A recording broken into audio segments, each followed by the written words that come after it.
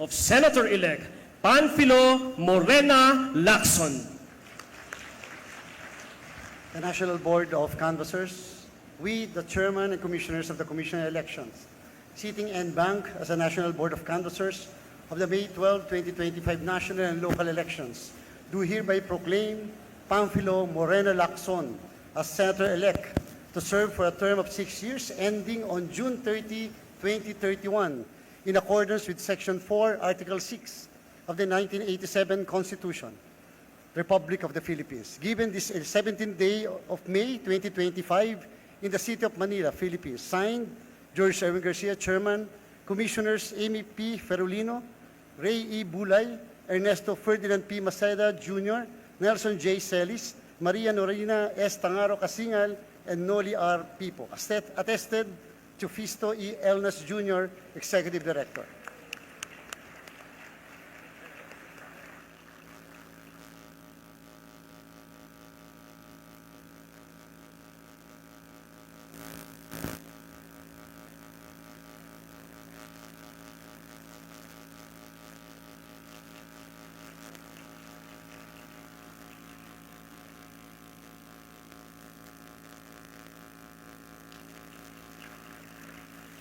May we request the family and friends of Senator Lacson to come up the stage for a photo opportunity.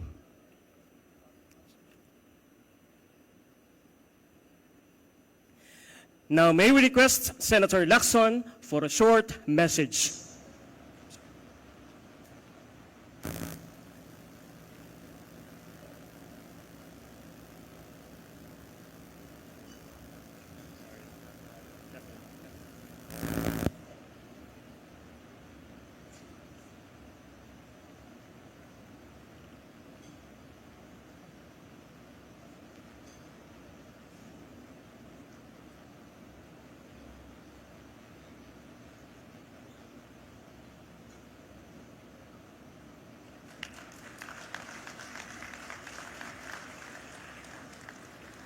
Again, Senator Lacson for his message.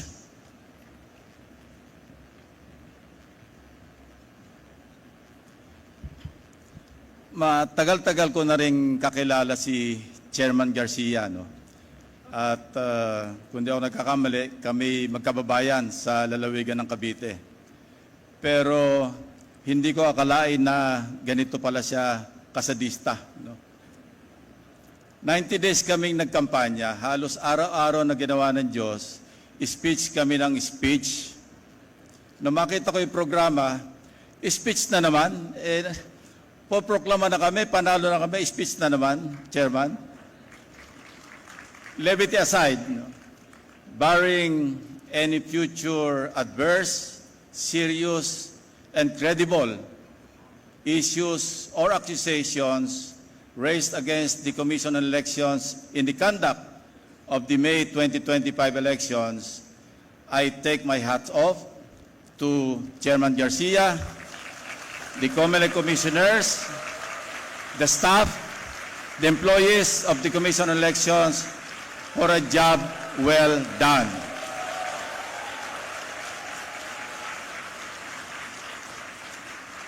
Like those who spoke before me, and those who will speak after me, I have a long list of people to thank for making today possible. But I will only mention three most important individuals: God, my dear mother, and my dear father. Incidentally, they are all in heaven. Natatandaan ko noong kami maliliit pa, kami magkakapatid, hindi ko makakalimutan yung paulit-ulit na binibilin sa akin or sa amin ng aking mahal na ina. Huwag kayong magnanakaw, huwag niyong kukunin ang hindi para sa inyo. Katunayan, isang Lunes ng hapon, dumating ang aking nakakatandang kapatid. 1950s ito, nasa elementarya pa kami.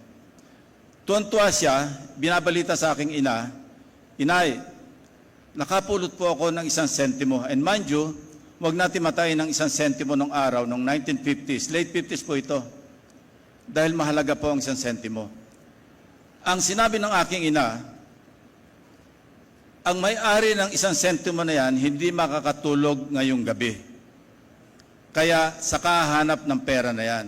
Kaya bukas ng umaga, pagpasok mo sa eskwela, hanapin mong pilit kung sino ang may-ari at isauli mo sa kanya.